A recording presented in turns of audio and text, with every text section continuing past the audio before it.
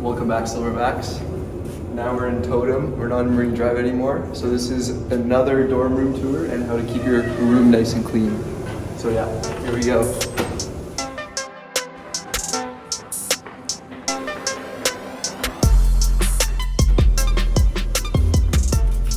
Alright.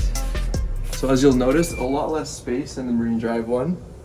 You can see the bed is basically takes up half the room. That's why you got to keep tidy. So yeah, come on in. It's a nice little twin bed. And as you walk in, you can put up some posters here. I put up this tapestry. And when you walk in, it's deceiving. You think there's little space, but if you organize it right, you actually have a bit of space.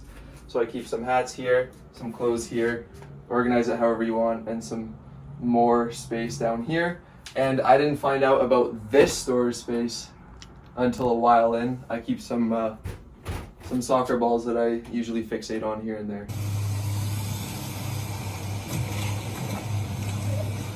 Yo, what you doing, man? And then the main part of the storage space is the closet, and I have coats, etc. Some towels. Some more stuff up on the walls to make it feel like home.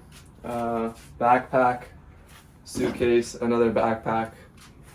Lots of desk space to use however you want. And to be in the spirit, some pumpkins. One of them is nice, the other one not so nice. Shout out to all the pair. Laptop. And some more decorations on the wall. Anything but UBC merch, I guess. Go Queens. And a nice little view from my window. Keep the air nice and fresh. It's November now. As you can see, the leaves are changing colors. Yeah, so this is Kwakiutl House. Not much else, I guess, other than some more organized storage space here for all your necessities close to your bed.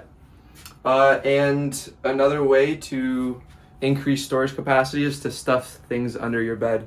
So as you'll see, more things under the bed. I think that's it. Yeah, this is Kwakiutl tour in Totem Park.